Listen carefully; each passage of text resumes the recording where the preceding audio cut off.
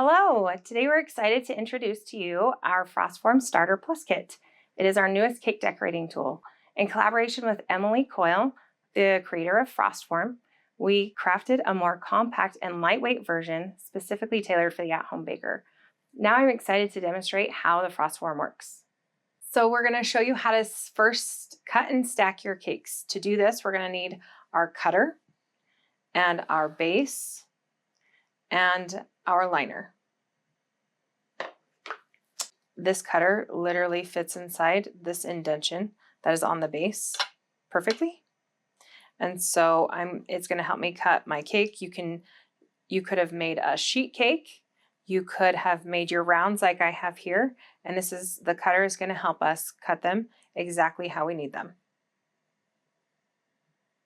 So you just place it on top. These ones, my pan was actually pretty darn close, but just so again, we're a little bit perfect, we're just going to cut off those edges.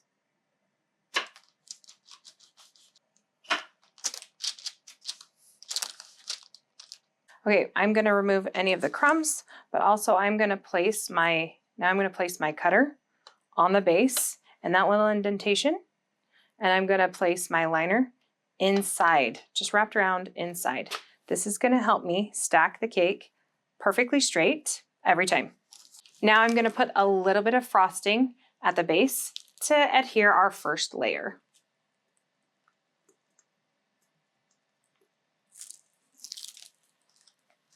Then I'm going to go ahead and put my first layer of cake inside and give it a good little push. And now I'm going to take my piping bag and I'm going to create a layer of frosting.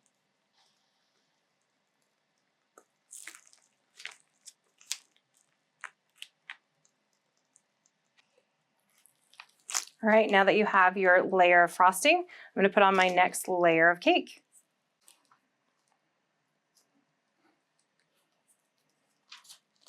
Now, again, I'm going to create another layer of frosting.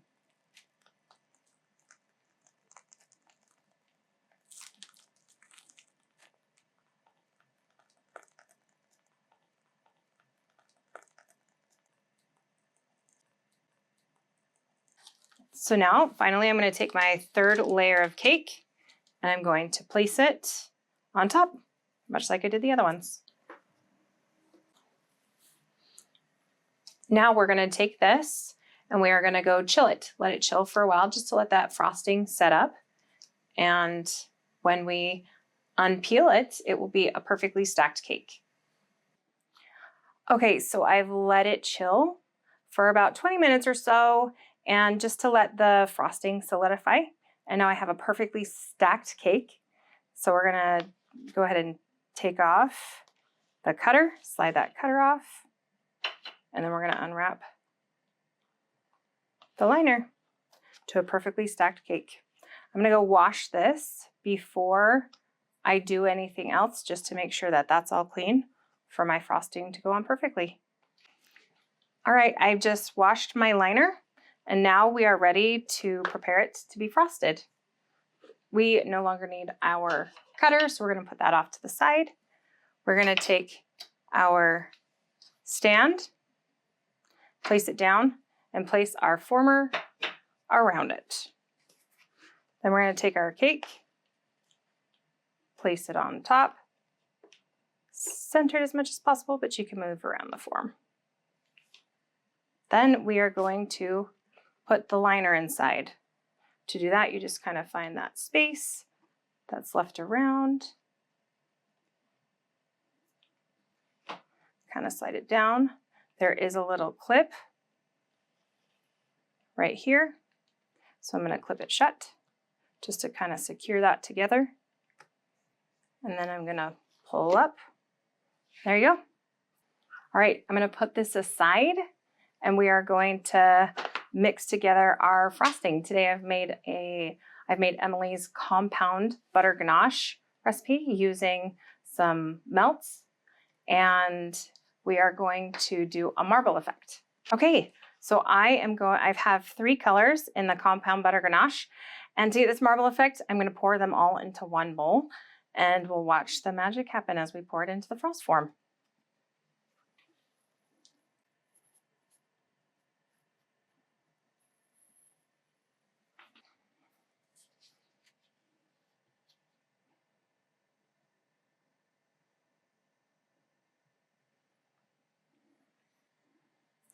Now we are going to simply pour our ganache into our frost form.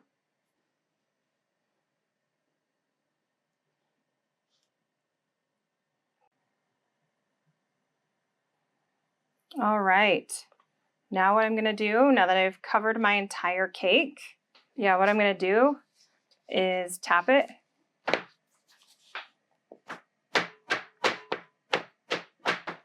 I'm just gonna make sure it looks pretty good and filled in all the spaces and looks really marbled. So this is gonna be fun. We're gonna go put it in the fridge to chill for about 2 to 3 hours, or in the freezer for about an hour to 2 hours. All right, now that that cake is chilling, I will go through the next steps with you, and we will show you on screen what that process will look like. So you're going to take your frost form and you're going to have your frost finisher.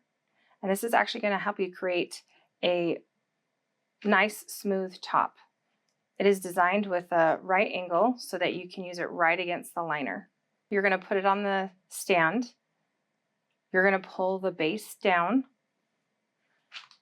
Then you're going to take your liner, you're going to unlatch the tab, and then you're going to start to peel and reveal.